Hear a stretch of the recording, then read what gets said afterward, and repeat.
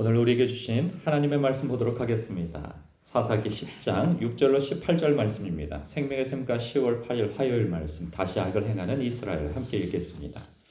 이스라엘 자손이 다시 여호와의 목전에 악을 행하여 바알들과 아스다롯과 아람의 신들과 시돈의 신들과 모압의 신들과 암몬 자손의 신들과 블레셋 사람들의 신들을 섬기고 여호와를 버리고 그를 섬기지 아니하므로 여호와께서 이스라엘에게 진노하사 블레셋 사람들의 손과 암몬 자손의 손에 그들을 하시매 그 해에 그들이 요단강 저쪽 길르앗에 있는 아모리 족속의 땅에 있는 모든 이스라엘 자손을 쳤으며 18해 동안 억압하였더라. 암몬 자손이 또 요단을 건너서 유다와 베냐민과 에브라임 족속과 싸움으로 이스라엘의 공고가 심하였더라. 이스라엘 자손이 여호와께 부르짖어 이르되 우리가 우리 하나님을 버리고 바알들을 섬김으로 주께 범죄하였나이다 하니 여호와께서 이스라엘 자손에게 이르시되 내가 애굽 사람과 아모리 사람과 암몬 자손과 블레셋 사람에게서 너희를 구원하지 아니하였느냐. 또 시돈 사람과 아말렉 사람과 마온 사람이 너희를 압제할 때 너희가 내게 부르짖음으로 내가 너희를 그들의 손에서 구원하였거늘 너희가 나를 버리고 다른 신들을 섬기니 그러므로 내가 다시는 너희를 구원하지 아니하리라. 가서 너희가 택한 신들에게 부르짖어 너희의 환난 때에 그들이 너희를 구원하게 하라 하신지라. 이스라엘 자손이 여호와께 여쭈되 우리가 범죄하였사오니 주께서 보시기에 좋은 대로 우리에게 행하시려니와 오직 주께 구하옵나니 오늘 우리를 건져내옵소서 하고 자기 가운데에서 이방 신들을 제하여 버리고 여호와를 섬기매 여호와께서 이스라엘의 곤고로 말미암아 마음에 근심하시니라. 그때에 암몬 자손이 모여서 길르앗에 진을 쳤으므로 이스라엘 자손도 모여서 미스바에 진을 치고 길르앗 백성과 방백들이 서로 이르되 누가 먼저 나가서 암몬 자손과 싸움을 시작하랴. 그가 길르앗 모든 주민의 머리가 되리라 하니라. 아멘. 우리는 여기에서 좀 피로함을 느끼죠. 왜냐하면 이스라엘 자손이 다시 여호와의 목전에 악을 행하였다라고 하는 부분을 우리는 지금 여러 차례 맞닥뜨리고 있어요. 그러면서 우리는 3자 입장에서 볼 때 이 뭐 하는 짓인가 이 사람들 이거 막 이런 생각이 든단 말이죠. 아니 사람이 염치가 있지 어찌 이렇게 반복해서 죄를 짓는단 말인가 하나님 앞에. 하나님을 사랑하는 사람일수록 더 그런 마음이 들 것입니다. 그런데 우리가 알아야 할 것은 무엇이냐? 하나님을 사랑하고 공의롭게 산다고 애쓰지만 하나님 앞에 죄 없는 인생이 있을까요? 사람은 다 정도의 차이가 있어서 나는 저 사람처럼 저렇게 죄 짓지는 않아 이런 생각을 가질 수는 있지만 사도 바울이 자기가 죄가 많아 하나님 앞에 죄인 중에 괴수라고 얘기했겠습니까? 하나님과 가까이 있으면 있을수록 그 죄가 더 드러나고 알게 되어지는 것이 있어요. 물론 이스라엘 백성들이야 하나님 앞에 눈에 보이는 분명한 죄를 지은 것이죠. 그들은 분명히 하나님이 언급하신 것처럼 우상을 숭배하는데 그것도 이전에 한 개의 우상이나 혹은 2개의 우상을 섬겼는데 지금은 그것과 더불어서 더 확장시켜 나가고 있음을 봐요. 어느 것 하나 얻어 걸려라. 우리가 복이 되어지는 것 뭐 하나 얻어 걸려라. 전쟁의 신이든 무역의 신이든 하늘의 신이든 풍요의 신이든 땅의 지신이든 산신이든 어느 신이든 얻어 걸려서 우리에게 복을 주고 도움이 되라. 내 경제적 활동에 도움이 되어다오. 뭐 이런 식의 이 산탄총과 같은 그냥 팡 쏘아서 어디든 맞춰라 하는 얻어 걸려라 하는 그러한 식의 우상 숭배를 하고 있단 말이죠.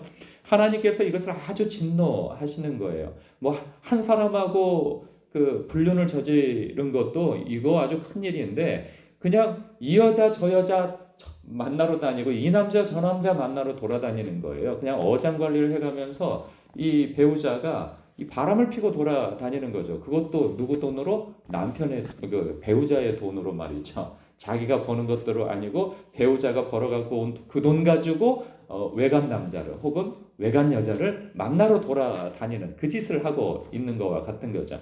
하나님께서는 그것을 아주 진노하신단 말이죠. 그래서 하나님께서 여기에서 분명히 하나님이 진노하셨다고 하는 표현을 쓴단 말이죠. 7절에 여호와께서 이스라엘에게 진노하셨다는 거예요. 그래서 하나님께서 보호의 손을 탁 걷어 버려지는 거죠. 그랬더니 그 가나안 땅 자체가 주변에 여기시 전략적 요충지이기 때문에 그냥 주변에 강대국들이 다 둘러싸고 있어요. 마치 우리나라처럼요. 북쪽에 북한이 있고 더 북쪽에 중국이 있고 북동쪽에 러시아가 있고 저 남쪽에 일본이 있고 그냥 여기저기서 우리나라를 다 넘보고 있단 말이죠. 어떤 하나님이 보호하사 우리나라 만세, 하나님께서 우리나라의 이 보호의 손을 탁 걷어버리시면 그냥 북한이 쳐들어오든지 중국이 쳐들어오든지 러시아가 쳐들어오든지 일본이 쳐들어오든지 아주 만만한 거죠. 우리나라가 지금 국력이나 여러 가지 경제력이나 힘이 없으면 언제 쳐들어올 그러한 나라들이 주변에 다 포진해 있습니다. 가나안 땅이 적과 꿀이 흐른다고 하는 의미는 하나님께서 보호하시는 땅이기 때문에 하나님께서 보호하시는 복을 주시는 땅이기 때문에 그러한 거예요. 하나님께서 그 보호의 선을 싹 걷어버리면 이전에는 내가 잘나서 이렇게 됐지, 내가 열심을 내서 이렇게 했지, 내가 벌어서 이렇게 됐지, 힘써서 이렇게 됐지 하나 그것이 아무짝에도 쓸모없다는 것을 깨닫게 되어지는 거죠. 여러분 사람이 젊었을 때 힘 있을 때는 다 자기가 하면 다 될 거라고 생각하죠. 그러나 40만 넘어도 50만 넘어도 그게 됩니까? 인생이 자기가 계획한 대로 뜻하는 대로 되지 않는다는 것을 나이를 들수록 더 깨닫게 되어진단 말이죠. 하나님께서 그거 다 너희들이 열심히 살아서 그렇게 된 줄 알아? 하고 하나님께서 보호의 손을 싹 걷어버리시니까 그들에게 있어서 여기저기에서 아주 난타전이 일어나는 거죠. 이쪽에서 뒤통수 때리고 저쪽에서 뺨을 때리고 저쪽에서 엉덩이를 걷어차고 이쪽에서 배를 걷어차고 정신이 없게 두들겨 맞는 거예요. 그것도 18년 동안 여기저기 조리돌림을 당하고 두들겨 맞는 세월을 보냅니다. 그럼에도 불구하고 하나님 앞에 나아가질 못해요. 왜 그럴까요? 이 사람들이 가만히 보니까 그래도 내 힘으로 할 수 있어 이렇게 버티고 있는 거죠. 그리고 어쩌면 한 몇 년 동안은 자기들의 죄가 무엇인지를 깨닫지 못하는 경우일 수도 있어요. 사람이 무엇에 흠뻑 빠져들면 그것이 죄인지 모르고 해요. 남들 다 하니까 우리도 한다라고 하는 생각. 저 사람 믿는 사람인데도 저 짓을 하잖아. 그러니 괜찮겠지. 나보다 믿음이 더 좋은 사람도 저러고 있네. 그럼 나도 해도 괜찮겠지. 여러분, 우리의 삶의 기준은 사람이 아닙니다. 도덕성이 있고 혹은 나보다 신앙생활을 더 잘할 것 같은 그 사람이 우리의 삶의 기준이 아닌 거예요. 다 도토리 키재기예요. 하나님께서는 우리에 대하여서 성도에 대하여서 기준이 있어요. 기준이 뭡니까? 말씀이 기준이고 또 예수님께까지 자라가라고 하는 예수님이 우리의 삶의 기준이에요. 내가 예수님입니까? 내가 하나님입니까? 이따위 소리하라고 하나님께서 우리를 구원하신 게 아니란 말이죠. 우리는 신의 성품을 물려받은 자이요. 우리는 그리스도로 옷 입은 자이며 그래서 그리스도께까지 자라가라고 하나님께서 우리에게 삶의 목표를 두셨단 말이죠. 하나님께서 우리를 이끌어 가시는 지점도 거기라는 거예요. 하나님께서 우리를 이끌어 가시려고 하는 그 지점에 눈높이를 둬야지 하나님보다 낮은 곳에 두게 되어지면 우리는 하나님과 엇박자를 살아가는 인생을 산단 말이죠. 우리가 하나님의 눈높이에 맞춰서 살아도 우리의 삶은 이렇게 죄를 지을 수 있어요. 그 죄는 사람마다 다 달라요. 다른 사람이 내 눈에 보기에 다른 사람이 저게 죄인 것 같은데 그런데 저게 죄인 것 같다고 하는 그 판단하는 생각이 또 죄가 되어지고 그리고 우리는 생각으로 말로 선택으로 우리는 죄를 짓는단 말이에요. 근데 문제는 뭐냐면 늘 반복해서 죄를 짓는다는 게 문제인 거예요. 사람은 다 맨날 새로운 죄를 짓지 않아요. 보통은 지은 죄를 또 짓는다는 게 문제인 거예요. 지금 이 사람들이 이제 그것을 자각하기 시작했습니다. 그게 몇 년 지나서 자각을 했는지는 모르겠어요. 그러나 그들은 그래도 자기 힘으로 해보려고 하고 어느 시점에서는 벼룩도 낯짝에 있지 어떻게 하나님 앞에 지금 이 상황 가운데 우리가 나아갈 수 있겠어? 여러분 가장 하나님 앞에 크게 범죄할 수 있는 지점이 바로 여기입니다. 그래서 사람들은 여러 번 반복해서 지은 죄 때문에 회개한 전력이 있는 사람은 그래서 용서받은 전력이 있는 사람은 나름대로 의로움이 있어요. 그래서 염치가 없다고 생각하는 거죠. 어떻게 하나님 앞에 내가 이 죄를 또 짓고 또 나아갈 수 있느냐라고 하는 이 자기 의의가 생겨나요. 그래서 그 죄를 끌어안고 어디로 갈까요? 동굴로 들어가요. 동굴로. 그래서 거기서 확 끌어안고 자기를 자책하고 자학을 하는데 그 시간을 쓴단 말이죠. 여러분, 사람이 자기를 막 괴롭히고 자책을 하고 자기의 죄 때문에, 그러면 이것이 하나님 앞에 정상 참작이 된다고 보통 사람들이 생각을 해요. 그러나 절대 그렇지 않습니다. 그것은 죄예요. 왜? 자기의 죄를 자기 스스로 학대를 한다고 하여서 그 죄가 없어지는 것이 아닙니다. 혹은 시간이 많이 지난다고 내가 잊어버린다고 하나님도 잊어버리는 것은 아니에요. 중요한 것은 무엇이냐? 하나님 앞에 그 죄를 토설하고 하나님 앞에 용서를 구해야 하는 거예요. 마치 우리가 다 목욕하였으나 예수를 믿고 온전케 되어졌으나 우리의 발이 날마다 더러워지는 것을 주님께 맡기지 아니하면 너는 나와 아무런 상관이 없다고 하는 그 의식을 가져야 되는 거예요. 그래서 하나님 앞에 우리의 발을 그때그때 맡겨야 돼요. 내가 발이 너무 더러워서 내가 집에서 좀 미리 씻고 오겠습니다. 내가 초벌로 목욕탕 들어가기 민망하니 집에서 샤워를 한번 하고 오겠습니다. 이게 될 말이 아닌 거죠. 목욕탕은 우리의 죄를, 우리의 이 때를 씻어버리려고 하는 거란 말이죠. 그런 것처럼 하나님 앞에 우리의 죄를 가지고 나아가야 돼요. 미쁘고 의로우신 우리 주님께서 우리의 죄를 고백하면 우리를 깨끗하게 또 깨끗하게 씻어주셔서 용서해 주신단 말이죠. 여러분, 그런 부분에 있어서 성도가 하나님 앞에 뻔뻔할 필요가 좀 있어요. 사람이 너무 자기 의에 사로잡혀 있으면 자기 스스로 그 문제를 해결하려고 한단 말이죠. 그러나 어느 누구도 죄를 스스로 해결할 사람은 없습니다. 그렇기 때문에 하나님 앞에 나아가는 거예요. 어느 정도까지? 7번씩 70번까지라도. 너희가 오늘 어떤 사람이 와서 7번 죄를 짓고 7번이나 아니 7번씩 70번이나 죄를 지어도 용서해 주어라. 용서를 구하거든. 아니죠. 용서를 구하든 용서해 주라는 거예요. 그 왜요? 하나님께서 그렇게 해주신다라는 거예요. 그 말씀을 해주고 계시는 거예요. 그래서 우리는 뻔뻔할 필요가 있어요. 오늘도 보면은 너희들이 도대체 몇 번이냐 이런단 말이에요. 하나님께서. 다 필요 없어. 너희들이 그렇게 너희들을 도와줄 것 같은 너희들이 의지하는 그 신들에 가서 구하라. 내가 너희들을 돕지 않을 것이다. 너희를 구원하지 않을 것이다. 이렇게 말씀하시네요. 13절에 보니까 내가 다시는 너희를 구원하지 아니할 거야. 14절 가서 너희가 택한 신들에게 부르짖어 너희의 환난 때에 그들이 너희를 구원하게 하라. 이렇게 말씀하신단 말이에요. 그러면 하나님께서는 어떤 하나님이세요? 하나님은 한번 말씀하신 것을 바꾸지 아니하시는 분이란 말이에요. 질투하시고 공의로운 하나님이세요.